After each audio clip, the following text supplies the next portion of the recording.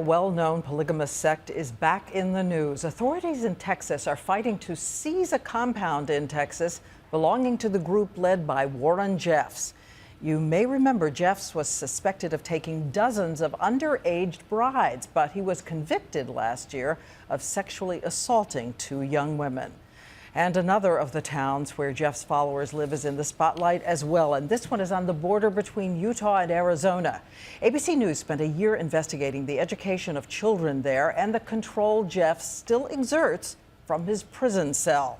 Amy Robach made the trip to a secret world. Deep in the desert on the border between Utah and Arizona, a polygamous sect of 8,000 people are still living a secret life, obeying the commands of their leader, Warren Jeffs. He was sentenced to life in prison for the sexual assault of girls as young as 14. We miss our prophet. We know he's innocent. A year-long investigation by 2020 reveals that Jeffs, from behind prison bars, still controls every aspect of his followers' lives. Obey the prophet when he speaks, and you'll be blessed. Disobey him, it is death. In this community where a man needs 3 wives to gain salvation, Warren Jeffs married over 80 women. Every week, he issues bizarre orders that seem random to outsiders. Now it is down that you cannot eat corn. No sex between husband and wife. At home, then you couldn't have any toys. You couldn't ride bikes either.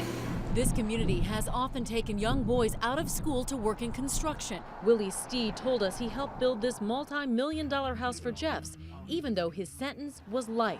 They said if we build it, then it would melt the bars or whatever in his jail and he would be released. Is Warren Jeffs in charge? We asked people all over town about Warren Jeffs, but no one would answer our questions. Excuse me, excuse me. Hello?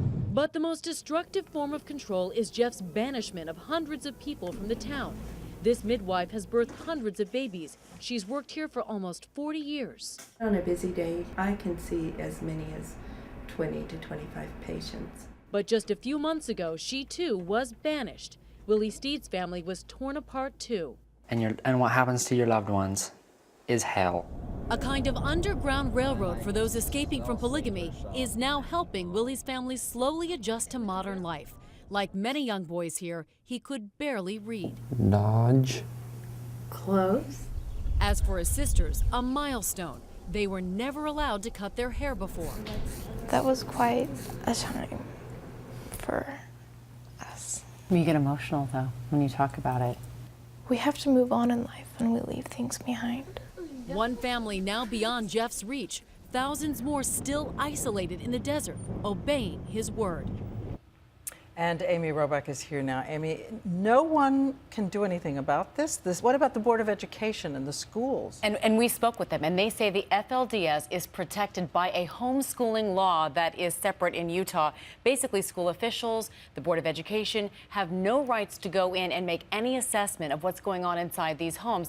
They cannot tell the parents what type of curriculum to use or to not use. They say their hands are tied. And what about the prison system and Jeff's sending out messages? We contacted the Texas Department of Criminal Justice, who told us that most offenders, like Warren Jeffs, have basic rights. They have rights to send and receive mail. They have rights to use the telephone. They have rights to have visitors on pre-approved guest lists, and those rights apply to Warren Jeffs. Tell me again the name of the group that is helping some of them get out. This is Holding Out Help, and they are so desperate for money and for help because they provide so much for these families who have nothing when they leave, not even a driver's license sometimes. All right, Amy Robach, as we said, going into a very secret world. Thank you.